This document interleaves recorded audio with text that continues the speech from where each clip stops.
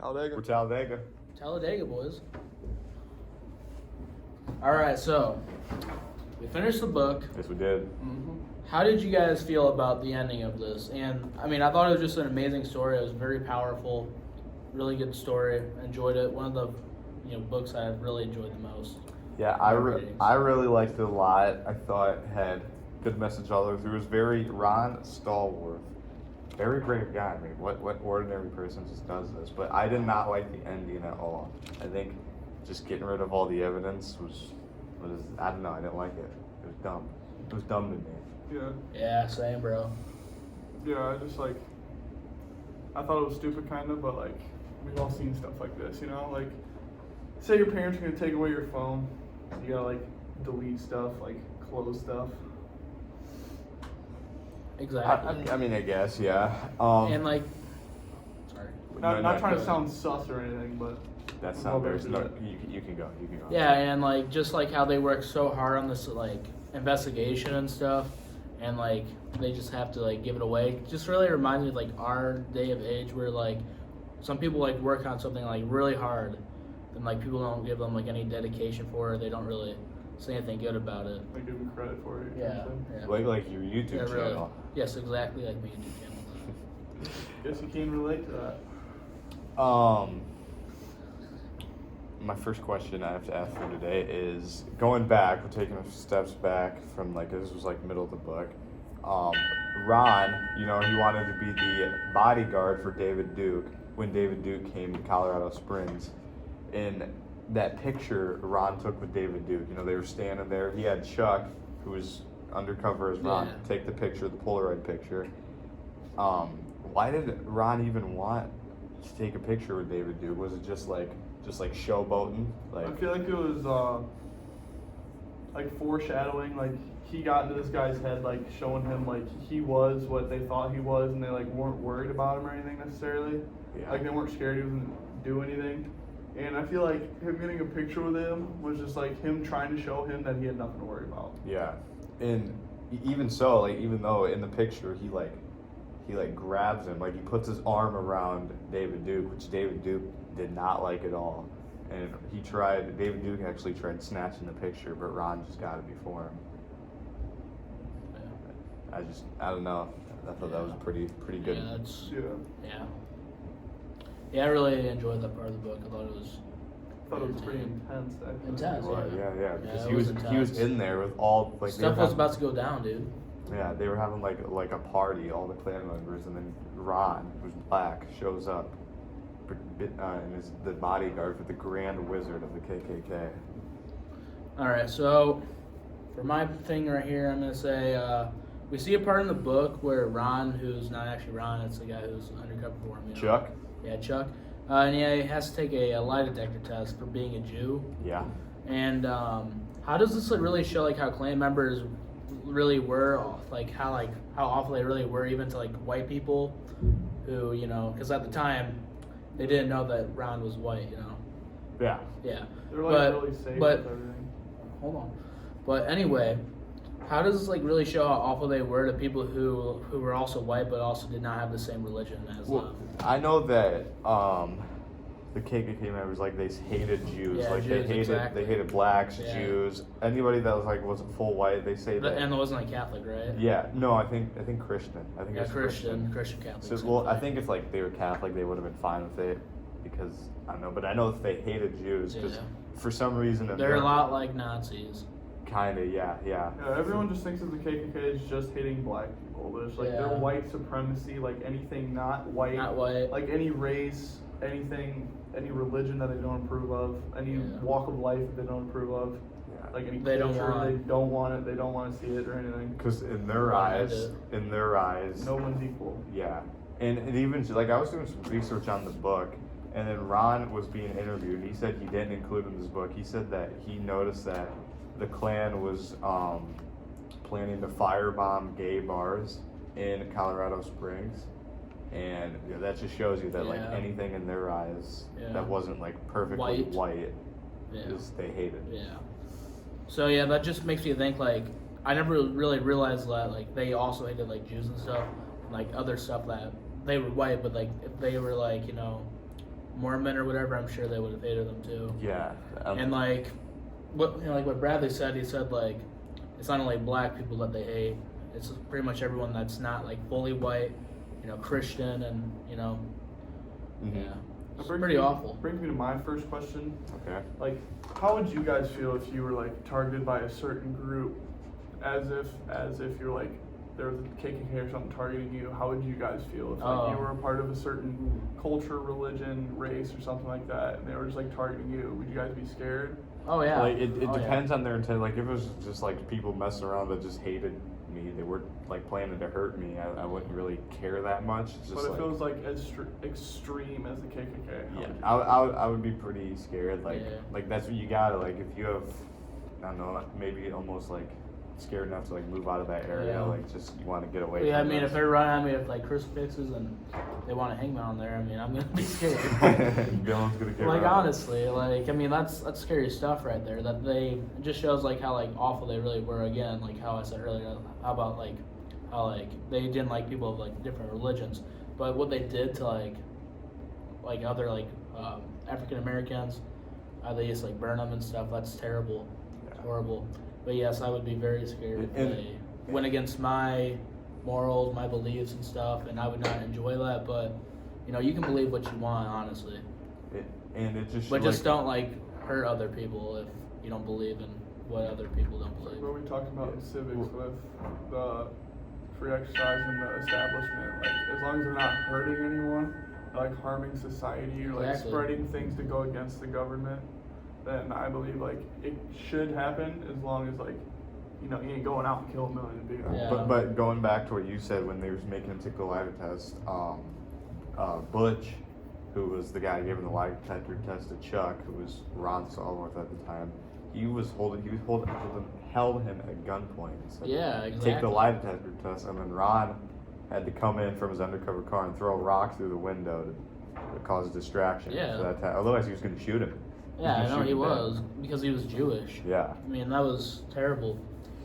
Again, like what you said about the first part, that was very intense. That was a very intense part in the book, and like it had me on the edge of my seat. Going back to that, on page 139, it says when Ron took the picture before David Duke did, Ron said, "I looked him in the eye with the coldest, most intimidating gaze I could collect." I just think the use of like sensory language right here really shows that like Ron, who's been like a pretty calm guy throughout the book, but when he's talking to the Grand Wizard of the KKK, the guy that hates all of like his like type of people, like African American, it shows that he was really like upset, like I do not like you. Yeah, no, that's a lot of description right there. Yeah. The gaze of his eyes and stuff. Wow. Mm-hmm. Yeah, that really does show sensory language. Yeah, I also had a quote from page 99, which is way back earlier in the book. It said, the father showed bold courage by openly challenging the white robe Confederate flag symbolism while looking Ken straight in the eye. It's kind of like what you were saying, but it was just another part of the book where it showed a lot of sensory language and showed like, I felt like I could see the emotion that was going on at that current reading in that area of the book. And I just felt like Ron staring Ken right in the eye, that could have been like something bad that could have happened, and then it could have blown Ron's cover. I feel like that could have affected the whole book. Yeah, it's good that like, and even throughout the book, Ron always talks about like being like Jackie Robinson, like being calm, not fighting back, and that was really good that he didn't, because it could have been bad if it would have blown his cover. All right, I have something to talk about. So I don't remember the guy's name, but it was another African American. There was a kid named Jesse Washington, and he was actually real, and they actually hung him. But the quote was, "Do you want to know the tragedy of Jesse Washington?" And in this part of the book, it pretty much talks about like how like this young black African American didn't get a fair trial. It only lasted for like 4 minutes, and they immediately thought of him as guilty. But what he did was apparently he murdered and raped like a woman, and they hung him. And like to me, it just like shows like how like unfair like it really is for like a black person. Like back in these days, I think it was like around like 1914 or something like that. This actually happened. Like when it just like when Jesse Jesse Washington. Yeah. Yeah, but like it just like shows like back then how like unfair like trial was for them. Yeah. Where like nowadays everyone's supposed to get a fair trial and stuff, which is the connection that I'm trying to make with that. Like what we made. And like I bet you if like a white person would have done the same thing, they would have gotten a fair trial, and they would have like had evidence and stuff about it. Yeah. It just shows like back like in 1914 when Jesse was hung, like everything was supposed to be equal, but nothing was really equal. I mean, there was like segregation yet. He didn't get a fair trial. He was hung. Do you want to add anything to that, Brad? Going along with that, I feel like perfection is like not a thing. I feel like perfection and equalism is like sort of tied into each other, because being equal and like everyone having like the same amount of, what would you say, like respect and like work the same and like everything being equal is like perfection, which perfection is literally identified as anything like it can't be described by anything as perfect, and perfection is also defined as impossible. So everyone being equal is basically impossible. Yeah. There's a quote in the book that I want to touch on that I thought was really powerful. It said on page 141, Ron was talking about when Martin Luther King died, and when he was shot, they got sent home from school early that day, and he said he went home and sat with his mom and listened to some of the speeches that Martin Luther King had, and he said, by the third time we listened to his speech, we all had tears in our eyes at the reality of what had happened to change the course of our collective Black reality. And I think this is very powerful, because it shows like how much the Black community was behind Martin Luther King and how much he meant to them for help creating equal. Because before that, it was just like the Jesse guy who was hung. It wasn't fair. But when Martin Luther King stepped up, I think that's when things really took a shift to be better. And I just think that's really powerful. Yeah, to me, he was almost like a savior to like the African Americans. Yeah. It was kind of like Rosa Parks, how she wouldn't give her like her seat off the bus and stuff, and it just like showed like how like important like in like the Black people's lives that really was. And like if someone was coming to me for being white and like some guy was trying to stand up for us, and like if they shot him, I would also be very upset too. Yeah, it just shows how much he really meant to them and how much his death affected them as people. Yeah, exactly. And it shows how he was a role model, and I think everyone has a role model, which I have a connection there. My role model was always Michael Jordan. I always looked up to him because I always wanted to be a good basketball player and everything. But for someone as Martin Luther King Jr. to have so many people that looked to him as a role model, I feel like that was very powerful. And his death and the way it was talked about in this book, I feel like it was really powerful and it meant a lot. Yeah, of course.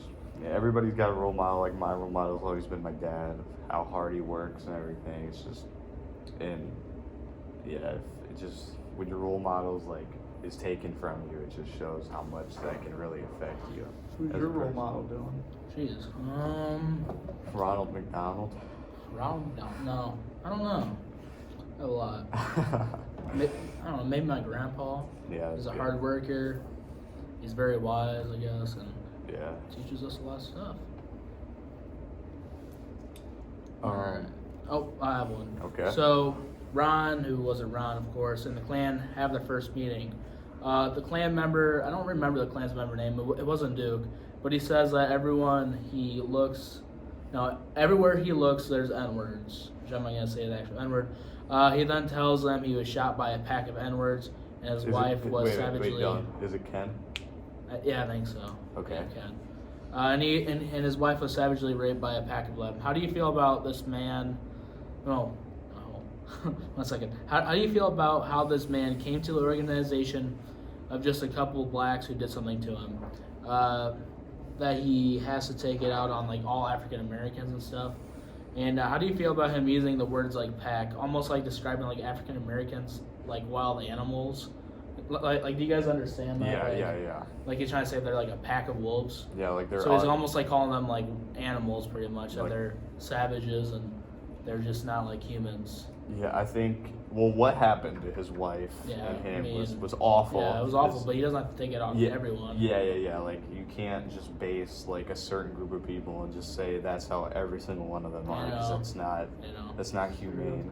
Yeah, that's like if like, let's say like a Mexican came up to me and he punched me in the head. Am I gonna go after all Mexicans and stuff? I'm not gonna go after me.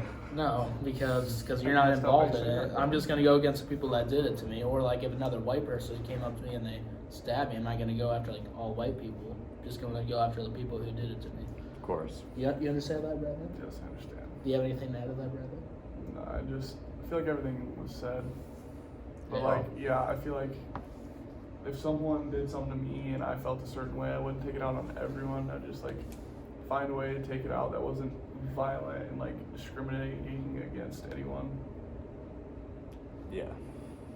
I have a quote from the book that I wanted to touch on. It's one of the Klan members, where Ron was talking about one of the Klan members. He said, he's talking about the Klan member. He said he always responded with enthusiasm. Enthusiasm? Yeah, sorry. You're good, bro. Like that, like the proud and loving father he was. And that just shows that although these Klan members were racist, they were like had terrible ideas in their head. It showed that apart from being from the Klan, that they still had like normal like families, normal lives. Yeah. Like these guys were still like, they were loving fathers and husbands. They weren't just pure evil and hated everyone. It shows like what they go through daily and how their like actual lives go. Yeah, it's awful that they gotta hate them, but they're regular humans. Everyone's a human. Yeah. Everyone makes mistakes. Yeah, but it just shows that these guys don't like just sit in like a den, like plotting, like, oh, I'm gonna kill this guy and kill this guy. Like they have actual lives, they have jobs, they have families that they need to take care of. I mean, I guess if you want to believe in that, go ahead, but like it's wrong. Yeah, don't hurt anyone. Yeah, don't hurt anyone. It's really about it though. Like, don't hurt anyone.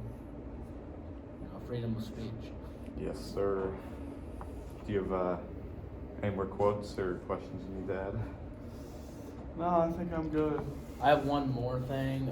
So this kind of goes in, like I was talking about like the Jewish thing, how like they, go against Jews. Well, Duke said, "Ron, are you a white non-Jewish American citizen?" And like, it just goes against like how they think like white people can't have other religions as Christians. Yeah.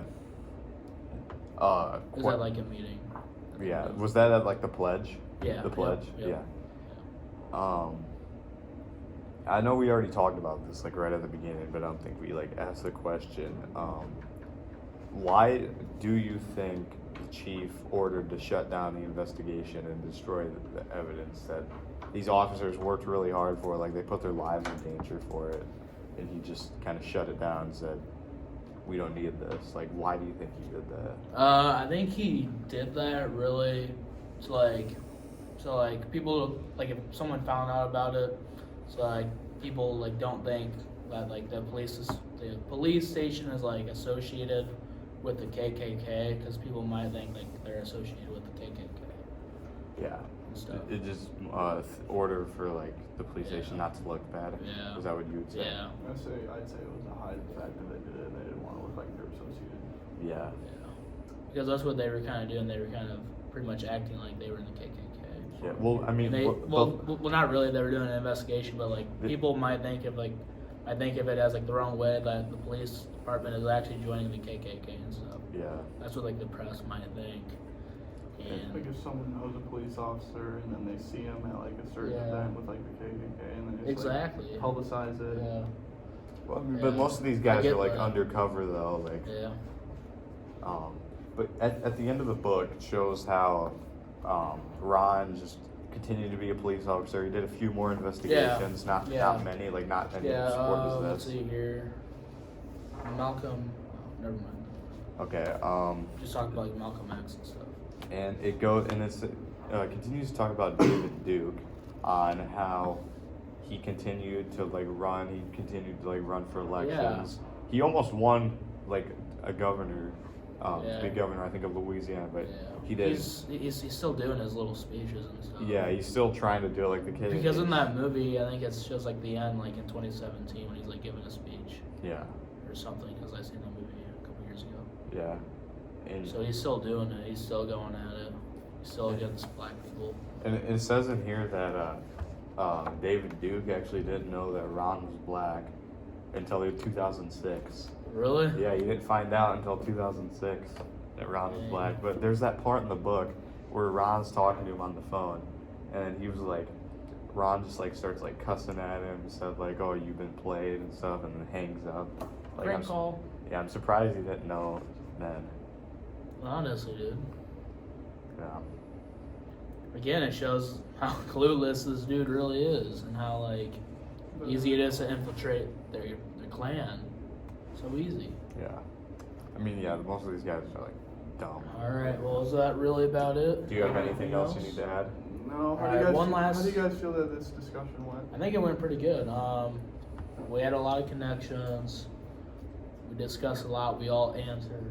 We all had pretty much quite a bit of evidence backing up our claims. Yeah, and to me, like, this was one of my goals. I really wanted to answer more questions because I feel like in the other discussions, I didn't really, answer like a lot. He did, and I know you kind of did a little bit, but I feel like for me wise, like, I didn't really answer a lot of questions in the past. How about you guys? Yeah, I also had my goals. I want to discuss and debrief, like as we're doing right now, and I wanted to do it as like a group, and I wanted us to all do it so we could all get the grade we deserve. Yeah, exactly. And I also said I wanted to get all good grades on my continuum for my discussion and my ability to ask questions and my prep work and stuff like that. I just all around wanted to do really good on this discussion, and I felt like I was really prepared for it.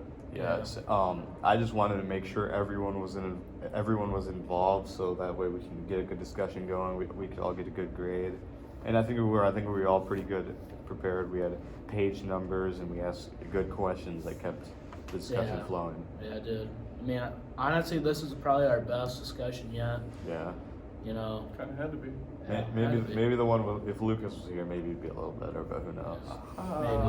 Maybe. Yeah, maybe if we had more people, the discussion would have went going like a lot more. Yeah. I feel like that's why our discussions aren't as long as the other groups. Like one group pretty sure had like a 50-minute discussion, but that group also had like 6 people in it. Yeah. Yeah, we got 30. Yeah, because if they were here, we would have had 4 more questions thrown at us, and we could have discussed for a lot longer. But I feel like just with us 3, I feel like we're doing good. We each get a turn to talk after each question a lot, and that's really important. I feel like, and maybe we'll get the grade that we deserve.